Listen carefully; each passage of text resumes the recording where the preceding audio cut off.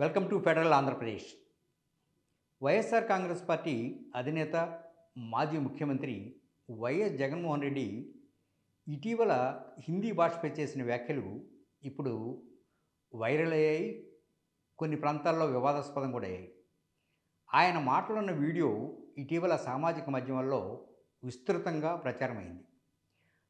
అయితే ఆ video deep fake అని కొందరు, కాదు నిజమే అని ఇంకొందరు వాదించుకుంటా ఉన్నారు. సోషల్ మీడియాలో కూడా దీనిపైన ఉధృతంగా చర్చలు కూడా జరుగుతున్నాయి. అసలు ఏం జరిగింది, ఎందుకు వివాదం ఏర్పడింది అనేది ఓసారి చూద్దాం. జగన్మోహన్ రెడ్డి జూలై 16న సుదీర్ఘ వీడియో సమావేశం నిర్వహించారు. ఆ తర్వాత జాతీయ మీడియా ఛానళ్ళు కొన్ని ఆయన్ని చుట్టుముట్టి కొన్ని ప్రశ్నలు అడిగారు. అందులో హిందీకి సంబంధించింది ఒకటి. ఒక ఛానల్ ప్రతినిధి అడిగిన ప్రశ్న ఏంటంటే, హిందీని జాతీయ భాషగా ప్రమోట్ చేస్తారా అనేది. దీనికి జగన్ స్పందించు, దీంట్లో కొత్తగా ప్రమోట్ చేసేది ఏముంది, ప్రమోట్ చేయడానికి కూడా ఏమీ లేదు, ఇది స్పష్టంగా జాతీయ భాషే కదా అని చెప్పినట్టుగా వీడియోలో వినిపిస్తుంది. ఆ వీడియో బాగా వైరల్ అయింది.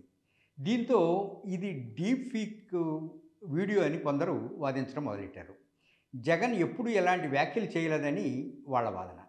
ఇందులో నిజాలు నిగ్గు తేల్చాలని కొందరు రంగంలోకి దిగారు, మూలాలలోకి వెళ్ళారు. వాళ్ళ విశ్లేషణ ప్రకారం ఈ వీడియో వాస్తవమే అని తేలింది. అయితే ఈ వీడియోను వైరల్ చేసిన వాళ్ళు కిందిది మీదికి, మీదిది కిందికి తెచ్చి తమకు ఏది కావాలో దాన్నే వైరల్ చేశారనేది కూడా స్పష్టమైంది. ఏఐ ఆధారిత వీడియో విశ్లేషణ టూల్ హైవ్ మోడర్నైజేషన్తో ఈ వీడియోను పరిశీలించారు. అందులో విశ్లేషణలో తేలింది అంటే, ఇందులో డీప్ ఫేక్ లక్షణాలు లేవని తేల్చారు. వీడియోలో, ఆడియోలో కూడా ఏఐ జోక్యం ఏమీ లేదని నిర్ధారణ అయింది. అలాగే క్లిప్లో కనిపించే ఆర్టీవీ న్యూస్ లోగో ఆధారంగా గూగుల్లో పరిశోధన చేశారు. జూలై 16న ఆర్టీవీ న్యూస్ విడుదల చేసిన పూర్తి వీడియోను అక్కడ గుర్తించారు. ఆ వీడియోలో ఉన్న దాని ప్రకారంగా ఆ వీడియోలో ఏఐ జోక్యం లేదని నిర్ధారణ అయింది. అలాగే క్లిప్లో కనిపించే ఆర్టీవీ న్యూస్ లోగో ఆధారంగా గూగుల్లో శోధన చేస్తే జూలై 16న ఆర్టీవీ న్యూస్ విడుదల చేసిన పూర్తి వీడియోని కనిపెట్టారు. ఆ వీడియోలో జగన్ భాషా విధానంపై స్పష్టత ఇచ్చారు. ఆయన అభిప్రాయం ప్రకారం హిందీని ఒక భాషగా నేర్చుకోవచ్చని పేర్కొన్నారు. విద్యా మాధ్యమం మాత్రం ఇంగ్లీష్లో కావాలని స్పష్టంగా చెప్పారు. ఈ దేశం ముందుకు వెళ్ళాలంటే ప్రభుత్వ పాఠశాలల్లో చదివే పేద విద్యార్థులు ఇంగ్లీష్లో నైపుణ్యం కలిగి ఉండాలి అని జగన్ చెప్తాడు. వీడియో చివరిలో విలేకరి హిందీని జాతీయ భాషగా గుర్తించాల్సిన అవసరం ఉందా అని మళ్ళీ అడిగినప్పుడు, ఇందులో కొత్తగా చెప్పాల్సిందే ఉంది, అది స్పష్టంగా జాతీయ భాషే కదా అంటూ స్పందించారు. ఇది క్లిప్గా కత్తిరించి వైరల్ చేయటం ఇప్పుడు వివాదమైంది. వైరల్ అయిన వీడియో అసలైనదేనని కూడా నిర్ధారణ ఇచ్చారు. జగన్ హిందీని జాతీయ భాషగా పేర్కొన్న మాటలు ఆయన పూర్తి వ్యాఖ్యల్లో భాగంగా వచ్చినవి. అయితే ఆయన విద్యా మాధ్యమంగా ఇంగ్లీష్ను ప్రాధాన్యత ఇస్తూ భాషల ఎంపికను విద్యార్థుల ఇష్టానికి వదిలివేయాలని చెప్తారు. హిందీని నేర్చుకోవడంలో తప్పేమీ లేదని, అయితే ఇంగ్లీష్కు ప్రాధాన్యత ఇవ్వాలన్న అర్థం వచ్చేలా అందులో ఉంటుంది.